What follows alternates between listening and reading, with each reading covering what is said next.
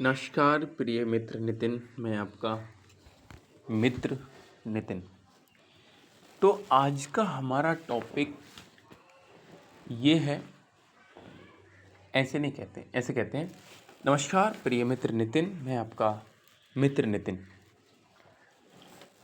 मित्र नितिन, आज हम एक प्रकरण है, एक संज्ञान है, एक अवधारणा है, एक ब्रह्मांडीय आवाज है, जिसको शब्दों का रूप दिया गया। एक ऐसा अनुभव है, ग्रंथकारों ने, व्याकरणविदों ने उसे शब्द बना दिया, जिससे कि पीढ़ी दर पीढ़ी उस चीज को समझती रहे। देखिए, जैसे ये आपके पीछे हरे हरे पेड़ दिख रहे हैं ना, अब मैंने एकदम बोल दिया पेड़, लेकिन इसको किसी ने पेड़ बोला होगा, तब मैं इसको पेड़ कह रहा हूं। अब आप आंखें मीच लो और मैं अब बोलूंगा पेड़, तब भी आपके दिमाग में कुछ हरे हरे पत्ते और ये सब चीज दिख जाएंगी। स्वाभाविक है कि एक इम्प्रिंट शब्दों के माध्यम से सपना शुरू हो जाता है। तो मेरी जो बात चल रही है, मैं बात ये बताना चाह रहा हूँ कि एक ऐसी ब्रह्मांडीय अवधारणा, एक ऐसी आत्मिक अवधारणा, उसको नाम दे दिया गया, शब्द दे दिए गए। उसका नाम है समग्र विकास, व्यक्ति का समग्र विकास। पहले मैंने समग्र बोला, फिर विकास बोला, पहले मैंने समग्र बोला, फिर समग्र विकास बोला, फिर व्यक्ति का समग्र विकास बोला। ये अपने आप में अलग अलग होते हुए अलग नहीं है, इसका मतलब ये है। तो व्यक्ति का समग्र विकास एक आत्मिक अवधारणा, एक ब्रह्मांडीय अवधारणा को क्या कर दिया गया, अब शब्दीकरण कर दिया गया है उसका। तो जैसे ये पेड़ का शब्दीकरण किया गया होगा, अब आंखें मीच के पेड़ दिखने लगता है। हाथी का शब्दीकरण किया गया, तो हाथी, जब हम हाथी बोलते तो आंखें मीच के हम देखते तो हमारे अंदर चितपट पे हाथी बन जाता है। अब बात आती है कि हम जब व्यक्ति का समग्र विकास बोलते हैं, तो इसका अंतर मन पे, अंतर चितपट पे क्या चित्र बनता है। मित्र, ये बात बहुत सोचने की है और बहुत विचारने की है। तो इस पे आज हमारा पहला व्याख्यान होगा कि देखिए व्यक्ति का समग्र विकास क्या होता है। और इतना ही जानो, व्यक्ति का समग्र विकास क्या होता है, क्यों जरूरी है, इस पे तो जीवन है पूरा। अभी मत बताओ इतना। देखिए, इतना ही समझो कि समग्र विकास क्या है। देखिए, समग्र विकास का मतलब है व्यक्ति के सभी आयामों का विकास हो जाना। अब देखो, श्रोता अपनी आवश्यकताओं को अपनी आयाम समझ ले और फिर उसके बाद उनकी पूर्ति होना अपना समग्र विकास समझ ले। लेकिन यहाँ पर चुनौतीपूर्ण और साधारण बात ऐसे रह जाती है मात्र समग्र विकास की, कि व्यक्ति की जो आवश्यकताएं हैं, कहीं ना कहीं वास्तव में जो आवश्यकताएं होनी चाहिए, उनको छोड़ देता है। जैसे मान के चलिएगा, इसमें सब कुछ समा गया, चिंता करने से अलग। इस बात में सब कुछ समा गया कि सभी आयामों का विकास, इसमें चिंता करने से अलग, मतलब चिंता छोड़ दी जाए तो सब कुछ समा गया। अब कोई पैसे चाहने वाला है तो वो दुनिया का सबसे अमीर व्यक्ति होते हुए की अवधारणा इसमें आ गई। ठीक है। अब कोई बहुत बड़ा आध्यात्मिक संत बनना चाहता है, तो पूरी दुनिया का सबसे चरित्रवान, सबसे शुद्ध चरित्र, परमात्मा की शुद्ध संतान की अवधारणा भी इसमें आ गई।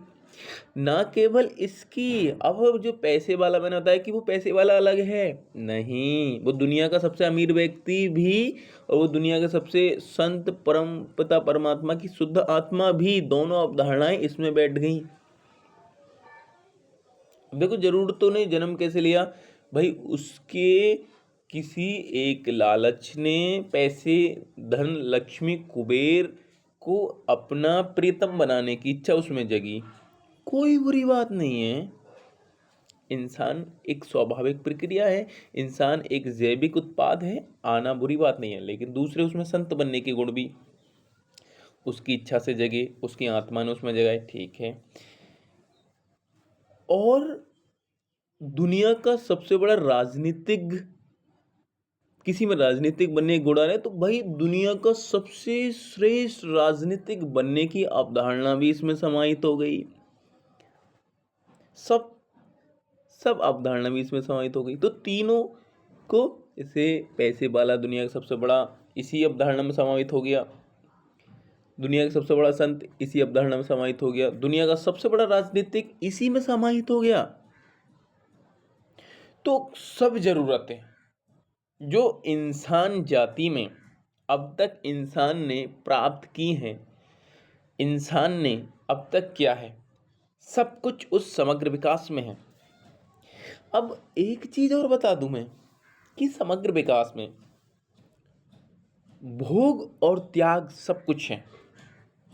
आदमी जो भटक जाता है, अब छोड़ो इसको, मैं ये दोनों भोग और त्याग सब कुछ है समग्र विकास में।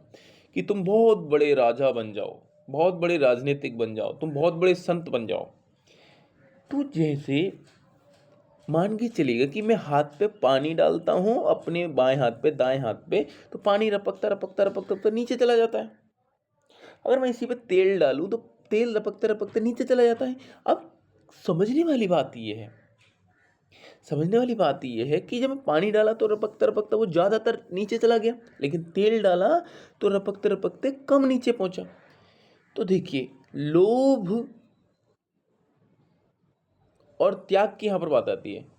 तो पानी ने शरीर का त्याग कैसे किया, वो शरीर को छोड़ता चला गया, छोड़ता चला गया, लेकिन तेल ने शरीर का त्याग कम किया और वो चिपकता चला गया, चिपकता चला गया। अब यहाँ समग्र विकास के संदर्भ में क्या हो जाता है कि व्यक्ति ऊपर बढ़ते बढ़ते कब रुक जाता है, जब वो पाना पाना चाहे और त्यागना, उस पे त्यागने की कला उस पे आए नहीं।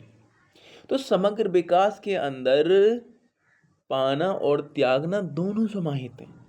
मान के चलिएगा कि तुम्हारे अंदर वो सब चार जरूरतें पूरी हो गई हैं। कौन सी जरूरतें? जो मैंने गिनाई थी कि भाई सबसे बड़े दुनिया के पैसे वाले तुम हो गए, दुनिया के सबसे बड़े संत भी तुम साथ साथ हो गए। और मैंने तीसरी जरूरत क्या बताई? तीसरी जरूरत तो हमने क्या बताई थी? अभी तीसरी जरूरत हमने बताई थी आपको, राजनीतिक भी तुम हो गए दुनिया के सबसे बड़े। तीनों जरूरतें। चौथी जरूरत मैंने नहीं बताई थी, चौथी कोई आप जोड़ लें जो जरूरत है, मान के चलिए। तो सब कुछ आप पा गए। अब आप अपने जीवन में जो दिनचर्या होती है, एक दिन की दिनचर्या में इसको इम्प्लीमेंट करो कि अगर आपको, मान के चलिएगा, अगर आपको ये सब भाव आपसे अलग रखने के लिए आपसे 1 घंटा मांगते हैं, आपकी आत्मा 1 घंटा मांगती है कि देखिए भाई 1 घंटा दीजिएगा, ठीक है, 1 आवर्स का टाइम 1 आवर का टाइम दीजिएगा। तो आप 24 घंटे की अवधि में कभी भी जब चाहें, जब आपकी आत्मा आवाज़ दे, अगर भीड़ में हैं, आप राजनीतिज्ञ हैं और बहुत बड़ी रैलियां कर रहे हैं, तो रैली तो देखो एक सांसारिक तौर पे होनी है, डेफिनेट। तो रैली के अंदर भी भीड़ में होते हुए भी, नेताओं का एक पक्ष निभाते हुए भी, आप अपनी अंतरात्मा से वहीं भी बात कर सके। रैली करना शरीर का काम, वो कर रहा है। अब दुनिया के सबसे बड़े संत हैं, आप ज्ञान दे रहे हैं, बहुत बड़े भटकी हुई आत्माएं आई हुई हैं आपके पास, तो आपका बैठा हुआ शरीर भी परम प्रकाशवान है और वहाँ आपकी आत्मा ने बुलाया आपको 1 घंटे के लिए, अब वहाँ बात कर रहे हैं। तो ये चौथी जरूरत भी अपने आप साथ रहने की समग्र विकास में आप समाहित करें। आप दुनिया के सबसे बड़े पैसे वाले हैं, ऐशो आराम है, दुनिया का सब पैसा, धन दौलत किसी देश की, राष्ट्र की आपके पास है, लेकिन बिजनेस व्यापार में आप होते हुए भी आपका शरीर बिजनेस व्यापार करे और किसी समय भी आपकी आत्मा बुलाए तो 1 घंटे, 2 घंटे, 15 मिनट, 20 मिनट आप उससे बात करें।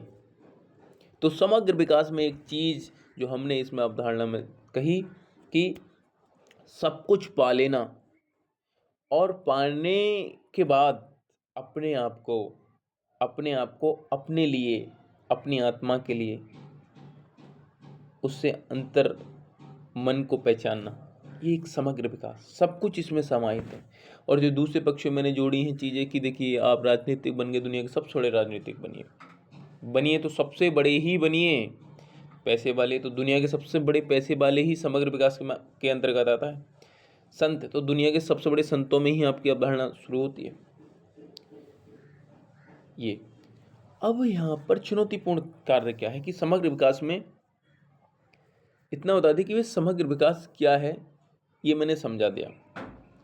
अब अगले इंटरफेज में हम कभी भी इसमें बात करेंगे तो ये देखेंगे समग्र विकास के अंतर्गत व्यक्ति ये सब कुछ कर सकता है, लेकिन फिर भी उसके करने की अवधारणा मन में क्यों नहीं आती है तो क्या चुनौती आ जाती है। तो अगले उसमें बताएंगे कि देखो समग्र विकास में किस तरीके से व्यक्ति अपने एक छोटे से लालच में हमेशा फंस जाता है और कभी भी अपना समग्र विकास न करके एक लालच भरी जिंदगी में जीकर एक सबसे आगे का प्राणी बन जाता है, लेकिन अपना समग्र विकास नहीं करता। वो दिख जाता है कि वो सबसे आगे बैठा है, वो दिख जाता है कि वो सबसे आगे है, वो दिख जाता है कि शरीर में सबसे ज़्यादा हेल्थी है, वो दिख जाता है कि सबसे ज़्यादा।